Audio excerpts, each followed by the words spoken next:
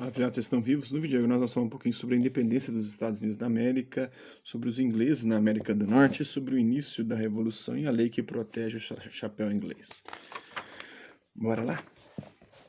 No final do século XVIII, um acontecimento na América seria sinal importante para mostrar que as estruturas sociais, políticas e econômicas consolidadas entre os séculos XV e XVI na Europa estavam ameaçadas. Em 1776, influenciada pelos ideais iluministas, a primeira colônia americana declarava sua independência e formava-se assim os Estados Unidos da América. O Espírito de 1776 tem um quadro do pintor Archibald Willard, retrata a união das gerações na luta pela independência dos Estados Unidos. A partir de então, o mundo colonial europeu construído no Novo Mundo iria se romper. Não apenas ele, mas também o absolutismo e as práticas mercantilistas na Europa. Para a América e a Europa, essas seriam décadas revolucionárias. Hoje, em diversas regiões do mundo, inclusive no Brasil, podemos perceber a influência e a presença dos Estados Unidos. Não sem razão, eles são chamados de xerifes do mundo. Os Estados Unidos é chamado de xerife do mundo. Empresas americanas produzem mercadorias que fazem parte do cotidiano de milhões de pessoas. São a maior potência econômica do mundo. E com a orientação, né, durante o século XVII, diversos grupos de ingleses emigraram para a América do Norte. Muitos eram protestantes calvinistas perseguidos na Inglaterra por defenderem ideias anti-absolutistas e por suas crenças religiosas. Os protestantes fixaram-se na região que ficou conhecida como Nova Inglaterra, onde organizaram 4 colônias. Outros grupos acabariam fundando em regiões diferentes mais 9 núcleos, totalizando as 13 colônias inglesas da América do Norte. Situadas na costa leste do continente, todas essas colônias foram organizadas em épocas diferentes e não mantinham vínculos de dependência entre si. Com o tempo, as colônias do norte acabaram apresentando características bastante diferentes das do sul. Então, as 3 colônias na época da independência, em 1766, Massachusetts, New Hampshire, né, Massachusetts, com a capital em Boston, Rhode Island, Connecticut, Nova York e a Pensilvânia, Nova Jersey, a Pensilvânia, com a capital em Filadélfia, Delaware. Essas são as do norte. Temos as do sul, Maryland, a Virgínia, Maryland com Baltimore como sua capital, a Virgínia com Richmond, a Carolina do Norte, a Carolina do Sul com Charleston e a Geórgia com Savannah sendo a sua capital. Então tem uma representação de uma aula de uma escola da Nova Inglaterra no século XVIII. Nas colônias inglesas da América, o ensino era possível tanto para meninos quanto para meninas. Nas colônias do norte, onde o clima temperado era semelhante ao da Inglaterra, desenvolveu-se, a princípio, uma agricultura policultura de subsistência com base na propriedade familiar e no rebanho livre. Já no século XVIII, algumas das cidades, como Boston, Filadélfia e Nova York, haviam se tornado importantes centros manufatureiros e de comércio marítimo. Apesar de proibidas pelo governo inglês, essas cidades realizavam intenso comércio com regiões das Antilhas. A economia das colônias do norte estava voltada para atender o mercado consumidor interno, embora as exportações para a Inglaterra e regiões das Antilhas fossem significativas. Nas colônias nortistas, a sociedade era formada por pequenos agricultores e por uma rica burguesia composta por industriais e comerciantes. Nas colônias do sul, de clima subtropical, desenvolveu-se uma economia baseada na grande propriedade, no latifúndio e na utilização de mão de obra escrava de origem africana.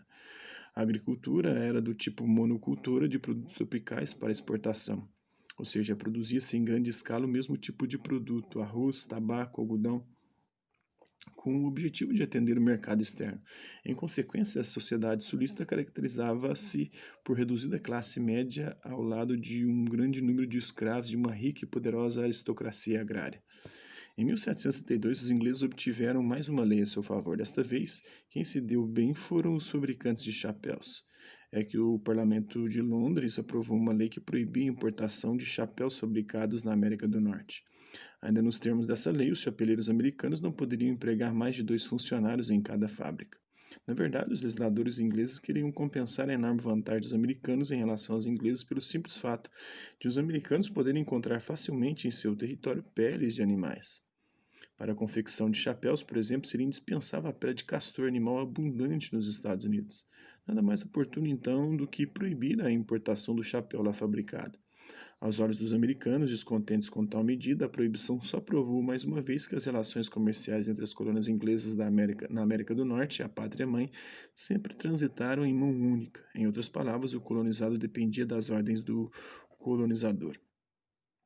Então tem uma representação de trabalhador inglês fabricando o chapéu, né? Desde o início do século XVIII, o descontentamento vinha se acentuando nas colônias inglesas da América do Norte, motivado principalmente por questões econômicas. Os ingleses mantinham o monopólio do comércio de produtos coloniais. Somente eles, por intermédio de seus navios, podiam comerciar as mercadorias produzidas na América. Ao mesmo tempo, eram os únicos que podiam fornecer aos colonos mercadorias europeias, sobretudo manufaturas, né? Os ingleses, portanto, agiam de acordo com as práticas mercantilistas em voga na Europa. Obedecendo a essas regras, as colônias tinham dificuldades para se desenvolver economicamente por causa de sua dependência em relação à metrópole. A partir de meados do século XVIII, iniciou-se na Inglaterra um forte processo de industrialização, o que foi a Revolução Industrial. Né? Isso levou os ingleses a aumentar o controle sobre as 13 colônias, com o objetivo de transformá-las ainda mais em mercado consumidor da produção industrial inglesa. O governo inglês começou a restringir as atividades manufatureiras nas colônias, fechando inclusive vários estabelecimentos, e procurou também acabar com o comércio dos colonos com as Antilhas, combatendo-os severamente. Esse comportamento provocou forte reação dos colonos norte-americanos. No aspecto político, embora as colônias norte-americanas gozassem de relativa autonomia administrativa, não apresentavam condições para defender seus interesses no parlamento inglês, pois não tinham representantes nele. Quando os colonos exigiram tal representação, o governo recusou-se terminantemente a aceitá-la.